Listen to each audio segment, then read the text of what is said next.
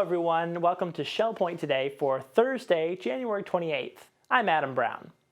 On today's show, we will talk about personal peace with Sandy Ehlers. And we'll meet the new Director of Spiritual Services and Pavilion Healthcare Chaplain, now on staff. But first, are you ready for tomorrow's gala? Imagine is the theme of this year's celebration of the past year's accomplishments here at Shellpoint. Hosted by the Legacy Foundation, the event will include special music entertainment from Elizabeth Von Trapp and decadent desserts complement of Finemark Bank and Trust. There are 2 seatings for tomorrow in the Village Church Auditorium, 2:45 and 6:45 p.m. If you have any questions or for more information, contact the Legacy Foundation at 466-8484. Do you know what Zentangle is? Well, I didn't either until I learned about this Saturday's workshop in the Social Center. Zentangle is an easy-to-learn, relaxing, and fun way to create beautiful images by drawing structured patterns. Come have fun learning and creating at 2 p.m. The cost of the workshop is $20, which includes supplies. For more information or to sign up, call 415-0212. Artist-writer Sandy Ehlers and psychologist Rosemary Giovannoni are concerned about your personal peace. In fact, they have developed an academy class that explores ways to increase personal peace through silencing the inner voices of regret and negative self-talk that we can sometimes experience. For more information on this very interesting and helpful class, here's Terry Kolath to give us a preview. Hello, I'm Terry Kolath, and I'm here today with Sandy Ehlers of Eagles Preserve. We're talking about a course she is co-doing for us with Rosemary Giovannoni of Parkwood. And the class is called Personal Peace. Thank you for joining me, Sandy. Oh, it's always fun to join you, Terry. Well, you have done some seminars for us in the past about art and about other things. And this time, your topic is personal peace. And you have invited Rosemary to be a co-presenter with you. Why don't you start out by telling us what this course is all about, personal peace? Well, I asked my husband. My husband has often given me ideas for lectures, because sometimes you are asked to lecture and you're not given a subject. They just say whatever you want to talk about. So over the years, I always say, Tom, if you could hear a lecture today, what would it be on? And this particular day, I said that to him. He said, I think people need to hear about personal peace. He said the world seems very, very crazy at this point, and we absorb that energy that's coming at us. And he said, I think personal peace would be a good subject. Well, then that made me think about Rosemary. Because Rosemary has a wonderful record. She has her PhD from Northwestern in Evanston, but in the Chicago area. And then she went on, she had a private practice for marriage and for family. She was also head of the interns at Northwestern. She was president of Oasis, which was a wonderful group in the 80s where sociologists and psychologists worked together with the people that were on the cutting edge, some of the real new ideas. And now they're just not new ideas anymore. They're in practice. They're in practice. Right. But she is calm and peaceful and really can walk her talk. We're in a book club together, and I'd gotten to know her. And so I said, would you like to help me with personal peace? And she said, I'd love to. So we've had a good time. And we're going to have a good time when we come to this seminar.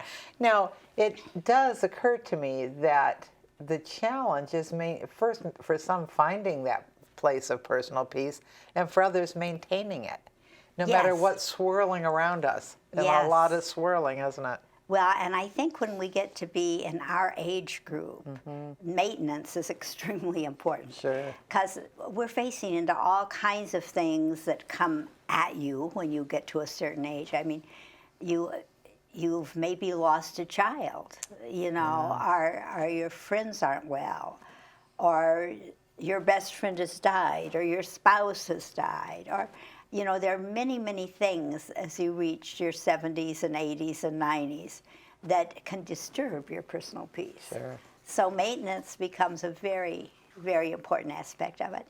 we're doing this in a unique way, and it worked. It gelled perfectly. We both just went off on our own and wrote how we felt about it, and then came together, and it was wonderful how it went together.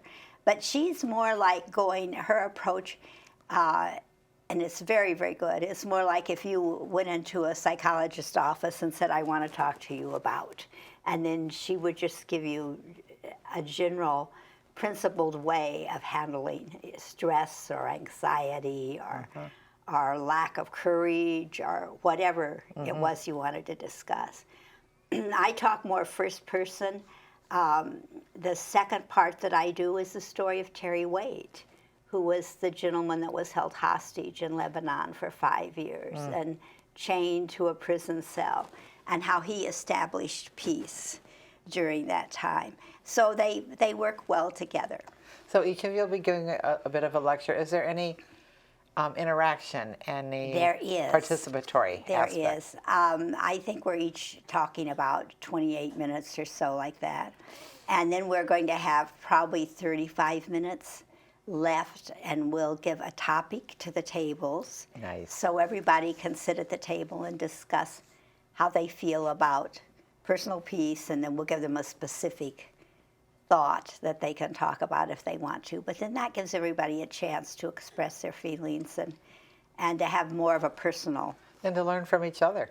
Yes. Get tips. What a wonderful thing, Sandy. Well, we are very, very grateful that both you and Rosemary have taken this topic and wrapped yourselves around it and put yourselves into it, and now we're going to be the beneficiaries of your work. Thank you. I hope you will take time to spend the afternoon with us on Monday, February 1st, as we look at personal peace.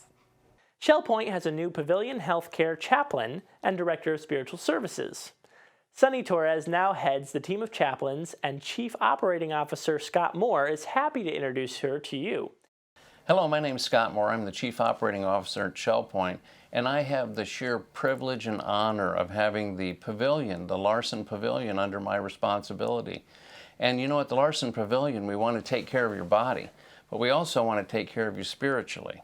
And we are honored to have Sunny Torres join us as the Director of Spiritual Services for Shellpoint. So she's housed in the pavilion, and that's her primary responsibility, but she's also responsible for the other healthcare areas around the community. So we're going to get to know Sunny by asking her a handful of questions. And here we go. When did you take the position of Director of Spiritual Care at Shellpoint? Well, I took the position on January 1st, started off fresh this year, right after Dr. Sue Stranahan finally got to retire. She's the one who founded the whole position of healthcare chaplain and director of spiritual services. And so when she retired on January 1st, that's when I stepped into her office and took her position. Well, we dearly love Sue, and I know we're going to love you. Why did you specifically choose Shellpoint? Well, my mom and dad moved here in 2004. I think right after Hurricane Charlie, they moved here, and we were living overseas, and we would come here and stay with them on our furlough. We were serving over in Austria, and so we would stay at Shellpoint with Mom and Dad, and we thought this was the place that we would want to work. If we ever came back to the United States, Shellpoint was the place. When we moved to Austria, we worked in an institute that was for giving people that were pastors and teachers that had been underground during the communist regime. From 37 countries, these men and women would come and earn their master's degree. And so my husband and I worked on staff there at TCM. We had our major group of volunteers were from the senior citizen group. The more we worked with people from that generation, we fell in love with what's the golden generation, is that right? Absolutely. Because they had an incredible work ethic. We had 12-hour days, and they just didn't quit. They were determined to do their work with excellence. And so my husband and I just got to love being around people and our workers were 60 to 80-year-olds, most of them. Wow. That was a great thing. And then after that, when we came back, my father passed away in 2012. We moved back to Florida to be a support to my mom. And of course, we wanted to be here at Shellpoint, and so we applied here. And the only position open was activities in the pavilion. Right. So when I did, I just loved the residents here. I worked with first, second, third floor, fourth floor, and I came to feel like I was at home with a bunch of brand new grandmas and grandpas. And so I loved the pavilion, and then after that, I became aware of Sue's retirement, and she mentioned it to me. I had to finish my master's degree, and so that, of course, helped me a lot with pastoral counseling as my major focus, and I learned to become a better listener. That was very important because as a chaplain, I think that's one of the most important things you can do. And then when I was, I had to take a clinical pastoral education course in Naples the past summer, and I was always around sick people, and I loved it. I just wanted to be in the hospital rooms, and I found I had the ability to cheer people's spirits up and, lift them out of their condition by just cheering them up and talking, and so that was a skill that I think I discovered, and it just made me fit for chaplaincy even more. So I think my favorite thing to do is make people cheer up. Well, what kind of opportunities do you think that this position opens for you in the community, the broader Shellpoint community? I think one of the things is the involvement with LifeQuest. I really enjoy the fact that opens up some opportunities for me to speak on the spiritual dimension. I got to dedicate the butterfly garden a couple of weeks ago, and I thought that was wonderful. I was invited to do that. And also I oversee the chaplains that are in all the different facilities here, all the healthcare facilities. The assisted living has a chaplain in each one of them, and so we get together, and I have a great team of assistant chaplains, and so I kind of feel like we're spread out over the whole campus, available to the residents, and of course, I'm over at the pavilion, and I'm always available to anybody who wants to come visit. So what is the greatest contribution that chaplaincy can provide the Shellpoint residents? I think this season, right now, for people that are in the builders or the golden generation, I think they are facing a season that's really, really difficult. I think where it says there's a time in this season, I think time kind of eats away the things that people have that have made life worth living, and it's a very difficult season. And so what we're hoping to do, even though time is taking away many things and there are a lot of losses for people, it's also a really good time to build up the spiritual side of your life. And so what as chaplains, I think the thing that we can do is help to strengthen things that are able to counteract the loss. And so things like we're able to help people reflect on their past and be able to extract meaning and purpose in their past and in their present. Help them to cope with things that they're going through, those losses or those challenges, and also giving them hope and being able to help them with relationships and to build relationships and mend relationships that are important, have meaningful ones here in the community, and also to help strengthen their faith. If that's a part of people's lives, we are here to do that as well, and so we're just here for the residents because we want to be available for helping build them up spiritually. We are so happy to have Sunny here. And we're so happy to have her in the pavilion, but also touching those outside the pavilion. And if you get a chance to meet Sunny or see Sunny or one of her assistant chaplains in one of the healthcare facilities, stop and say hello and just enjoy being in their presence. They're such a wonderful group of people. And thank you for joining us today, Sunny, here. And thank you for joining us on Shellpoint TV. Have a great day. And now it's time to take a look at today's happenings, Academy news, menus, and Village Church connections. Hello and welcome to the happening segment of Shellpoint TV. I'm Katelyn Van Scoy and I'm here with Bev Chanley, and we're going to let you know all of the activities that are happening here today at Shellpoint. We start at 7:15 with the Health Connections class, Bend, Breathe, and Balance in the Health Club. At 8 o'clock, Men's Golf Association will be meeting at the Shellpoint Golf Club. Also at 8 o'clock, the round robin doubles tennis will be at the Woodlands tennis courts. And Samba, the card game, will be available in the Sabal room at the Woodlands at 9 o'clock. 9:30 is the time for current events. That'll be in the Woodlands game room. Also at 9:30, ladies match play tennis will be at the Woodlands. The Paddlers Club will be heading out for their weekly outing from the Kayak storage at 9:30.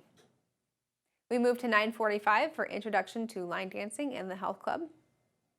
And at 10:15, we have hearing aid expectations in the social center on the island. That is sign-up required. That's followed by basic line dancing at 10:15 in the health club. Our last morning activity is the Suzy queue heading out to Rum Runners at 11 o'clock. You do need to sign up for that. Here's Bev to tell you all about our afternoon. Thank you, Caitlin. We'll have Mah-Jongg in the library lounge at 12:45 today. And then we'll move to 1:15 for the Aviation Club meeting. They'll be in the Osprey room on the island. Shuffleboard will be down at the Shuffleboard courts at 1:15. And 2 o'clock, the Stamp Ministry will be in the Stamp room down in the tunnel. We have a Health Connections class at 2:45, Balance and Mobility Advanced. That'll be in the Health Club. That's currently full. And at 4 o'clock, we have our Seamstress here with her weekly service offerings, and she'll be in the Osprey room on the island. At 4:30, we have Alcoholics Anonymous. That's in the Sabal room of the Woodlands. At 6 o'clock, we have a theater trip going out to 42nd Street at Barbara B. Mann. The Island Court pickups begin at 6 o'clock, the Woodlands at 6:15, and 6:30 for Eagles Preserve in the estuary. And we have a 6:30 Pinochle game in the library lounge on the island. And the Trailblazers Bible study will be in the game room in the Woodlands at 7 o'clock. Well, we're glad you joined us here today, and we'll see you back here for the weekend edition tomorrow. Hi, I'm Terry Coleth with your Academy information for Thursday. At 4:30, Professor Adrian Kerr will bring us The Lost World of Atlantis. Did it exist? In the Grand Cypress room of the Woodlands, and you can sign up right at the door. Tomorrow, don't forget that there is a weekly iPad, iPhone walk-in clinic. Bring your questions. Menus for Thursday. In the Crystal Room, the Crystal Platter is coconut shrimp with yellow rice and Caribbean blend vegetables. The dinner special is the Crystal Carving Board for $15.95. The soup of the day is garden vegetable. In the Island Cafe for lunch, the special is a mile-high corned beef sandwich with chips for $7.75. The dinner special is Thai night for $8.75. Dinner specials in the Palm Grill are marinated hanger steak for $15.95, or linguine and clams for $15.95. All menus are available 24 hours a day at www.shellpoint.net. Welcome to Village Church Connections. I'm David Pavey. Some time ago, the village church was privileged to sit under the teaching of the celebrated Bible teacher and author, Dr. Gordon MacDonald, Chancellor of Denver Seminary. In one of the books MacDonald authored, entitled A Resilient Life, he quotes the Dutch Catholic priest Henry Nouwen, who for a while lived and worked at the Abbey of the Genesee, a monastery in upstate New York. Nouwen recorded his experiences there in a book entitled Genesee Diary, which included a short story that made an impression on me. One day he was working in the bakery of the monastery where the monks were preparing raisins to make raisin bread. Suddenly, he said, Brother Theodore turned off the machine. He had heard a noise indicating to him that there was a stone amongst the raisins. It had to be found, he insisted, because it could have disastrous implications if someone chewed a piece of bread and broke a tooth. It seemed impossible, Nouwen said. It seemed impossible to find a stone that small among the millions of raisins in the bathtub-like container.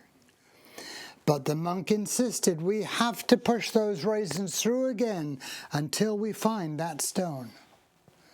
So they pushed the raisins through the machine again, until suddenly everyone heard a click. A monk reached in amongst the raisins and pulled out a small purple-blue stone. In some small way, this event meant a lot to me, wrote Nowen. Yesterday I was carrying granite rocks out of the river. Today we were looking for a small stone among millions of raisins. I was impressed not only by Brother Theodore's alertness, but even more by his determination to find the stone and to take no risks. And I thought about purity, Nowen continued. That small stone that looked like a good, tasty raisin had to be taken out. Then he applied the lesson. I can't even notice my own little sins, but it offers me consolation to know that I have a friend who will keep a careful watch on me and stop the machine when he hears a stone amongst the raisins. That really is care. It's a wholesome practice to cultivate a friend who cares enough about you that he has the liberty to help you deal with the stone among your raisins, to help you notice that behavior you really need to change. The Proverbs of King Solomon in the Bible encourage us in this direction. Wounds from a friend can be trusted, he wrote. And also, as iron sharpens iron, so one person sharpens another. Now, nobody wants to live in a community where every Tom, Dick, and Harry goes about pointing out the splinters in your eye while disregarding the beam in his own, to use an analogy that Jesus used to teach his disciples. I was once active in a church overseas where one woman suddenly felt called of God to point out the shortcomings of a number of people in the congregation, which she did without wasting any time. Her behavior went over like a lead balloon, as you can imagine. In fact, she soon became persona non grata and had to find a different church where she could start again with a good record. But it's a good practice to have an admired, trusted friend who has the liberty to help you see what they see, but you don't. Wounds from a friend can be trusted. How about a wife or a husband, for starters? Iron sharpens iron. Perhaps you have a stone among your raisins. Who's your friend who is so close to you that without fear of causing offense, he can help you find and deal with it? And thank you for tuning in once again to Village Church Connections. Thanks for joining us for today's show. On tomorrow's program, we will learn about Friendship Sunday that's coming next month from the Legacy Foundation. And we'll revisit the top stories from this week. This has been Shellpoint Today for Thursday, January 28th. Thanks for joining us, and we'll see you again here tomorrow.